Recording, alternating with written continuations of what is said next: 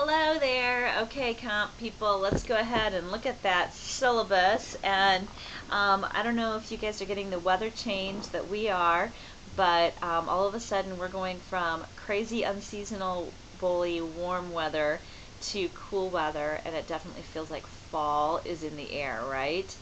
It's even a little darker out today, and lots of little rain, like that fall rain kind of stuff. So I don't know. I'm always a little bit sad to have summer over. I may have mentioned that before, but my kids are all excited about corn mazes and all the fall things that they like to do.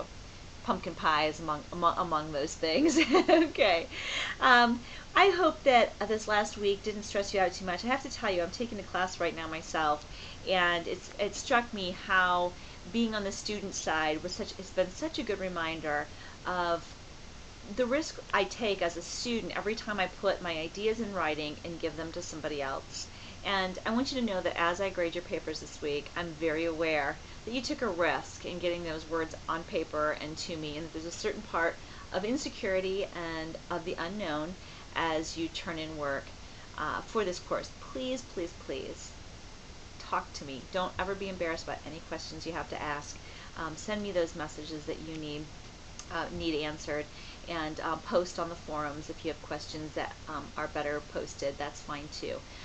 But just wanted to let you know that I am empathizing with you right now. I took a quiz like 5 different times. It's embarrassing last night, and I still didn't do well. And I'm just kind of befuddled. I'm like, I'm a good reader. This is a reading-based quiz, and it's hard to know. I don't have a professor I can say, hey, I mean, I emailed him, and I'm sure he'll email me back, but there's a certain part of me that as I did that, I realized I don't want to email him because I don't want to sound like I don't know what I'm doing, but I don't know what I'm doing. So please don't be that student because I'm fighting it too, and I know that sometimes there's a lot of risk involved, and especially with writing. Okay, let's look at what we're doing. Oh, we're changing gears completely this week. I shouldn't say completely. The same.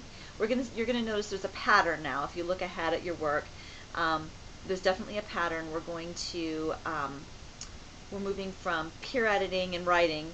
We're starting a new unit, so there's new readings. So this week we're going to do all of the discussion board readings. You're going to read a piece by Bierce, Bukowski, Whitman, Frost, Dickinson, and Vonnegut, and Cheever. If some of those names sound familiar to you, it's probably because you had a literature-based class at some point, and some of these names, at least Robert Frost, came up, right? As you read the work, I want you to think in terms of analyzing and bringing out new ideas from the ideas that were intended. Feel free to react, to compare, to argue with, even though these readings are all poems and stories. That's the big shift that I was mentioning earlier.